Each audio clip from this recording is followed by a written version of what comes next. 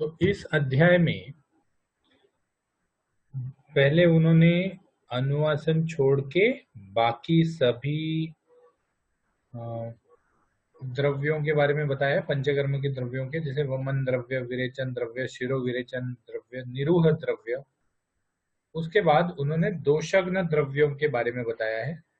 दोषग्न द्रव्य मतलब वात को कम करने वाले, पित्त को कम करने वाले और कफ को कम करने वाले। तो दोषों की लिस्ट बड़ी है, मैंने सिर्फ कुछ लिए हैं। देवदार, कुष्ठ, तगर, ये तीनों जो हैं दीज आर एरोमेटिक प्लांट्स। फिर दशमूल अपने प्रभाव से कंटेन्स कंपाउंड्स जो डायरेक्टली इन्फ्लेमेशन को कम करते हैं, विच हैज बीन प्रूव्ड। और विदार्यादि गण, अब मैं यही कह रहा था कि यहाँ पर जब विदार्यादि गण लिखा जाता है तो विदारी आदि मतलब विदारी और अन्य झाड़।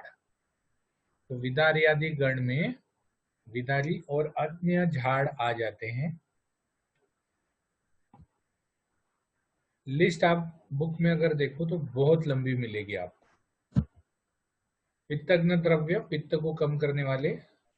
दुर्वा, दुर्वा मतलब वो चीज जो हम अगर आपके यहाँ पता नहीं, लेकिन हमारे यहाँ महाराष्ट्र में गणपति के मंदिर में बाहर वो एक घास जैसी चीज मिलती है जो गणपति पे डालते हैं, तो दैट इज दुर्वा, दर्भ। नीम, नीम सबको पता है। अडुळसा, अडुळसा भी सबको पता होगा, खांसी में अडुळसा कफ सिरप लेते हैं। कपिकच्छु, कपिकच्छु ये कपिकच्छु के बीज यूज होते हैं। कपिकच्छु मतलब ये जो खुजली के लिए पाउडर आता है ना झाड़ का, वो कपिकच्छु झाड़ का होता है। शतावरी, शतावरी खुजली के लिए पाउडर मतलब जो खुजली का पाउडर बोलते हैं ना, जिसको बदन पे लगाने से खुजली आती है, तो वो कपिकच्छु। शतावरी, शतावरी भी बहुत फेमस है। कंद मिलते हैं इसके व्हाइट कलर के, ऊपर ऐसे सुई जैसे पत्ते होते हैं इसको।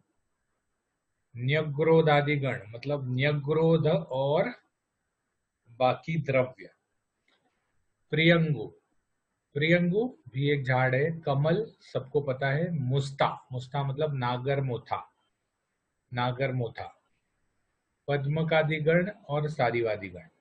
अब पद्मकादि, सारीवादी, न्यग्रोध आदि, ये सब गण के ज्यादातर द्रव्य जो होंगे ये शीत वीर्य, मधुर रस वाले या तिक्त रस वाले ऐसे होंगे। तो इसीलिए इन सभी गणों को उन्होंने एक साथ, या सभी द्रव्यों को उन्होंने एक साथ एक गण में पैक कर लिया।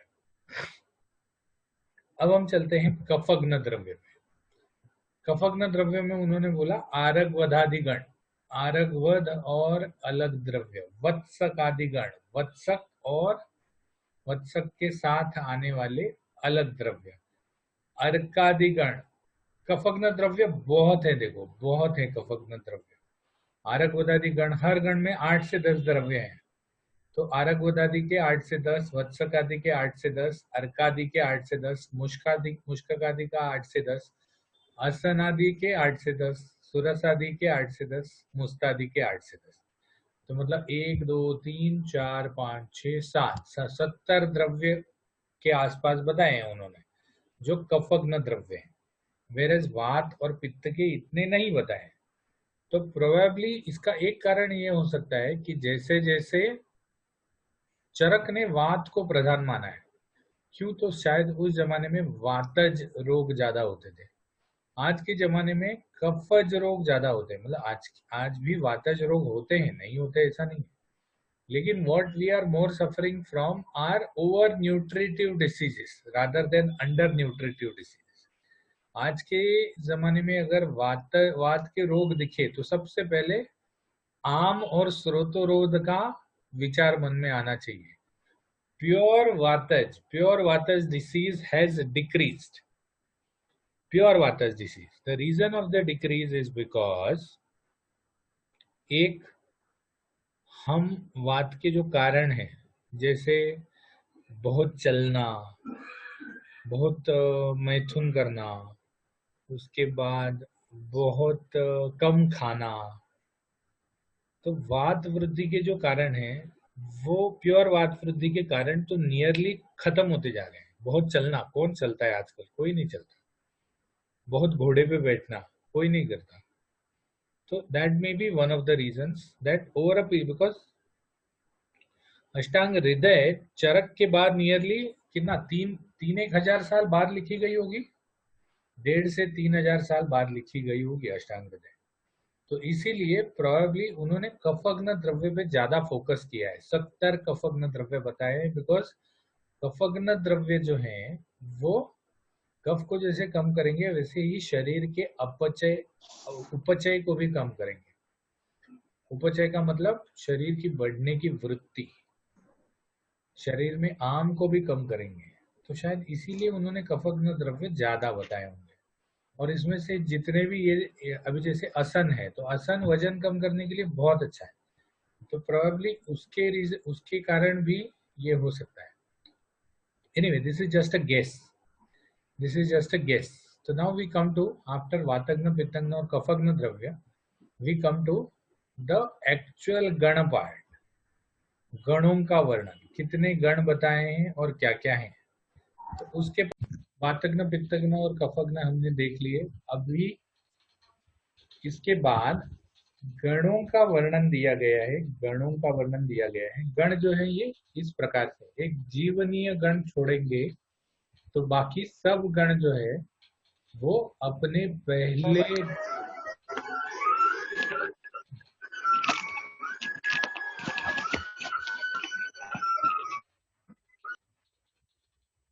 एक जीवनीय गण छोड़ेंगे तो बाकी जितने भी गण हैं वो अपने पहले द्रव्य से पहचाने जाते हैं। जैसे विदार्यादि गण में पहला द्रव्य विदारी है। सारीवादी गण में पहला द्रव्य सारीवा है। पद्मक आदि गण में पहला द्रव्य पद्मक है। परुषकादि गण में पहला द्रव्य परुषक है। अंजनादि गण में पहला द्रव्य अंजन है। वैसे ही ये गण, ये गणों के बारे में लॉन्ग क्वेश्चन तो आने वाला नहीं है, आएंगे तो शॉर्ट नोट आएंगे। शॉर्ट नोट में विदार्यादि गण जैसे आया तो what you are expected to write, you are expected to write 3 or 4 things. First is, what is Vidaryadi Gan? So Vidaryadi Gan is mentioned in Shodhanadi Gana Sangra. ठीक है, Vidaryadi Gan has 10 contents, out of which some contents are, अब विदारी तो आपको पता है क्योंकि विदार्यादि गण में विदारी तो होगी। एक दो कंटेंट अगर आपने हर गण के बाय हार्ट कर लिए तो you can write, it is not expected that you have to write all 10, but you have to write at least 3 to 4 contents of the गण। तो विदार्यादि गण में एक तो विदारी हो गया, बाकी 2-3 आपको लिखने हैं। तो अगर 2-3 कंटेंट हर गण के आपने याद कर लिए तो you will be able to write a short note also. फिर विदार्यादि गण के कार्य, हृदय, वातपित्तग्न, शोषगुल्म और श्वास। तो जब कोई भी गण पूछा जाएगा तो you can very easily write 4 to 5 lines in short. The first is the reference कि वेयर विदार्या, this will not come in a, मतलब पूरा लॉन्ग आंसर में ये नहीं आने वाला। ये आएगा तो आएगा सिर्फ, मतलब this is for your first year BMS. How this comes in MD, that शुंठी, नीचे निम्नलिखित में से किस गण का शुंठी एक कंटेंट है? सारीवादिगण, विदार्यादिगण, परुषकादिगण, अंजनादिगण। तो आपको टिक मार्क करना। तो this is how it will come in MD entrance. MD entrance का पढ़ाई करने के लिए बहुत time, but for first BMS this thing will come in short note, if at all. If at all it comes, it will come in short note. And these are the 4 to 5 lines you have to write. First is the reference where Vidaryadi Gan is found. Second is any 3 or 4 contents of Vidaryadi Gan. Third is the Guna of Vidaryadi Gan. And fourth is the Karma of Vidaryadi Gan. 4 line लिख दिए, आपको पूरे marks short note में मिल जाते। मतलब बहुत सारा ये लिखने का भी जरूरत नहीं, your answer should be point one. Okay, तो विदार्यादि गण जो है ये रुद्य है। रुद्य मतलब हृदय को हित कर। वात पित्तग्न है मतलब वात और पित्त को शांत करने वाला। शोष, शरीर में जो सूखापन धातुक्षय हो जाता है तो उसमें भी विदार्यादि गण अच्छा पड़ता है। ये पोषक है बेसिकली। और बिकॉज ये वातग्न है तो गुल्म और श्वास में भी चलता है। गुल्म मतलब पेट में गोला आना। कौन सा गोला? वो जो चूस चूस के खाते हैं वो गोला नहीं। गुल्म में वात जब बढ़ जाता है तो एब्डोमिनल क्रैम्प्स आ जाते हैं, तो दैट इज गुल्म। गुल्म में। और श्वास में, श्वास में मतलब जब दम लगता है तो उसमें। सारीवादी, सारीवादी मतलब सारीवा आदि द्रव्य। इसमें सारीवा आएगा, शुंठी आएगा, और भी 3-4 आएंगे, मुझे भी सब याद नहीं। मुझे भी सब याद नहीं। सारीवादी गण में स्तन्य, स्तन्य मतलब स्तन्य, स्तन्य को बढ़ाने वाला।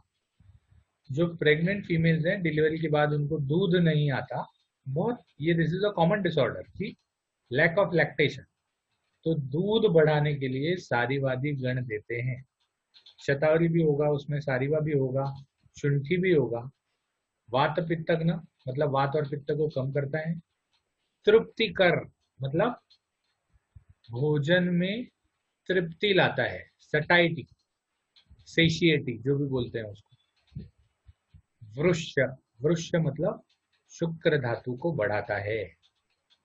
पद्मक आदि गण, पद्मक मतलब लोटस और बाकी सब वात पित्तग्न है, तृप्तिकर है, पुष्टिकर है, वृष्य। परुषक आदि गण, परुषक मतलब फालसा।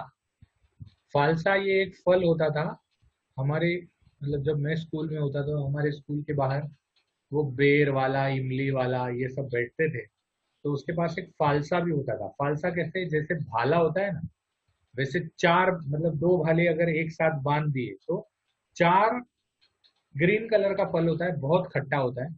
और उसको ऐसे रिजेस होते हैं 4, जैसे 4 मतलब 2 तीर एक दूसरे में घुसा दिए तो कैसे रिजेस आ जाएंगे, तो वैसे रिजेस होते हैं, डायमंड के जैसा होता है। तो परुषकादि गुण, परुषक का शरबत बना के लेते हैं। फालसा का शरबत बहुत फेमस है। तो तृष्णा और मूत्र विकार में परुषकादि गण का यूज होता है। अंजन आदि, अंजन नाम का एक झाड़ है। तो विष, विष लिए हुए रुग्ण में, अंतरदाह में, अगर बदन के अंदर दाह हो रहा है तो। और पित्तग्न। आप कुछ नहीं याद रखोगे, आप इतना भी याद रखोगे कि ये वातग्न पित्तग्न है या पित्तग्न है या कफग्न है, बस इतना भी याद रखोगे तो that will be more than enough.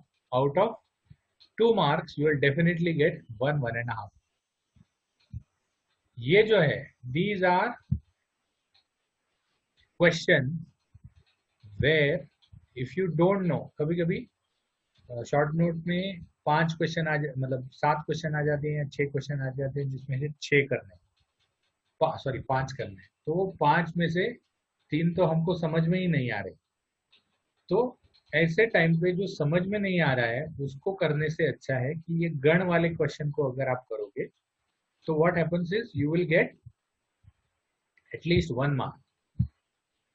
पटोल आदि गण, पटोल कफ पित्तग्न है, ज्वर को कम करता है, विष को कम करता है, वामक है उल्टी लाता है, और कामला कम करता है। पटोल मतलब परवल, परवल, परवल लंबा जो एक स्नेक गोर्ड रहता है ना, वो परवल। पुड़ुच्चादि गण, पुड़ुची आदि कफ पित्तग्न है, वमन में काम करता है, वामक नहीं है। वमन रोग, छर्दी रोग, अगर उल्टी आ रही है तब काम करेगा। दाह हो रहा है शरीर में, बर्निंग सेंसेशन है, तब काम करेगा। तृष्णा ज्यादा आ रही है, बहुत प्यास लग रही है, तब काम करेगा। और अग्नि दीपक भी है, इसीलिए पाचन भी करेगा।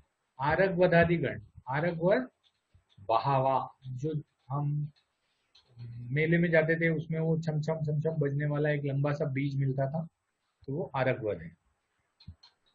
कंडू के लिए, कंडू खुजली, प्रमेह, डायबिटीज, ज्वर, बुखार, विष, विष पॉइजन, कुष्ठ, अलग अलग टाइप के स्किन डिसीजेस, और कफघ्न है।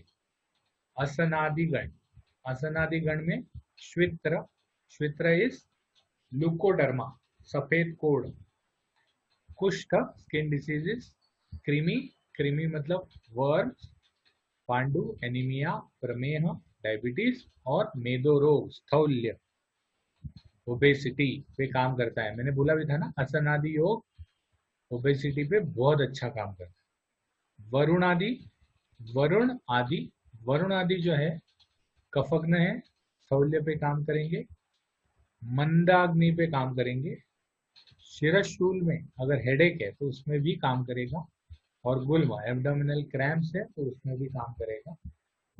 उशक आदि, उशक और अन्य द्रव्य मूत्र कुच्छ में काम करेंगे। मूत्र कुच्छ मतलब जब यूरिन ठीक से नहीं आता, ज्यादा गर्म आता है, ज्यादा पीला आता है, या फिर कम आता है, तो मूत्र कुच्छ। अश्मरी यूरिन स्टोन, गुल्म एब्डोमिनल क्लैम्प्स, स्थौल्य मतलब ओबेसिटी, और कफग्न है। ठीक है, उसके बाद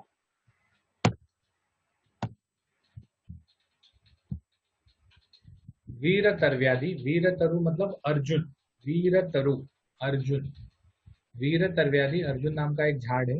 वीरतर्व्याधि महाकश, वीरतर्व्याधि गण अश्मरी में यूरिन स्टोन, शर्करा again urine stone, urine crystals basically, मूत्र कुच्छ, मूत्र। सर, हाँ सर, सर बोलो ये बोलो। अर्जुन वो कार्डियक में देते हैं, वो यही अर्जुन, अर्जुन कि हाँ वो अलग होता वही है सर? वही वही वही माइक्रो सर्कुलेशन बढ़ा देता है, इसीलिए तो मूत्र कुच्छ में भी देते हैं, मूत्राघात में भी देते हैं। अर्जुन जो है ये माइक्रो सर्कुलेशन बढ़ा देता है।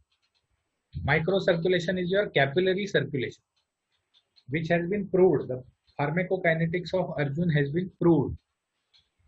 माइक्रो सर्कुलेशन बढ़ा देता है, इसीलिए मूत्रकुच्छ में ज्यादा कैपिलरी एक्शन होता है तो ब्लड ज्यादा अच्छा फिल्टर होता है, तो इसीलिए मूत्रकुच्छ में देते हैं। मूत्राघात में देते हैं। मूत्राघात मतलब जब यूरिन आना पूरा बंद हो जाए, यूरिन नहीं आ रहा हो, किडनी फेलियर में भी वीरतर्व्याधि योग गण दे सकते हैं। लोध्रादि, लोध्र, लोध्र भी एक झाड़ है, ज्यादा करके फेस पैक्स में यूज होता है।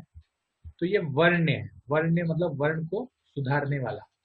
कफग्न है, स्थौल्य में काम करता है, और विष में काम करता है। वचादि, वचा जो शिवम ने बताया था लास्ट टाइम, आमातिसार, वचा बहुत उत्कृष्ट पाचक है, बहुत उत्कृष्ट पाचक है, तो आमातिसार में यूज होता है, स्थौल्य में यूज होता है, स्तन्य दोष में भी यूज होता है। स्तन्य दोष मतलब स्तन्य के अलग अलग दोष बताए।